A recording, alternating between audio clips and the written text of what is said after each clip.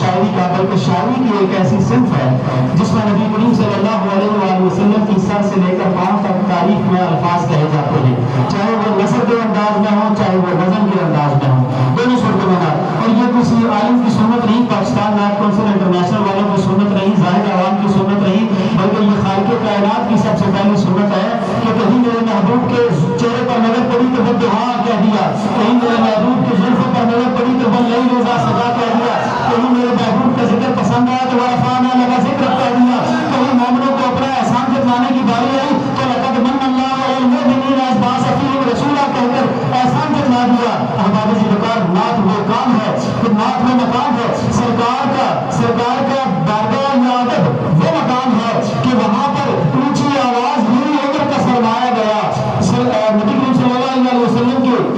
نعت کے ادب کے، آپ کی بارگاہ کے ادب کے حوالے سے میرے پیارے خالق کائنات نے قرآن مجید میں ارشاد فرمایا کہ جب سرکار کی بارگاہ میں بیٹھے تو اونچی آواز سے بات بھی نہ کرو،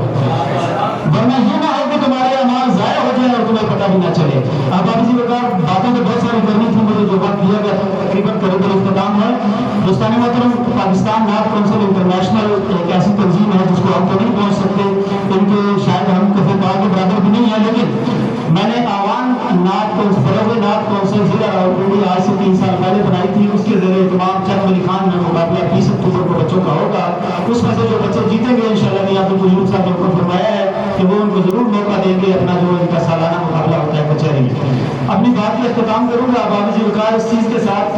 کہ رب کے لب سرکار کی نعت تھوڑی جلاگانہ انداز میں ہے، 3-4 اشعار میں پیش کروں گا، میرا وقت اتنا ہی رہ گیا ہے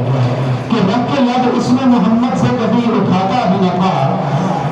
میں نقابت کرتا ہوں اس لیے سبحان اللہ کی کہلواتا ہوتا ہوں، تو آج ذرا میں بھی تھوڑی الگ قسم کی ہے، اس لیے میں آپ کو بار بار نہیں کہہ رہا، خود ہی میرا ذوق کا اظہار کر دیں۔ یہ بڑی جلاگانہ سے چند اشعار ہیں۔ رب کے لب اس میں محمد سے ہٹاتا بھی نہ تھا،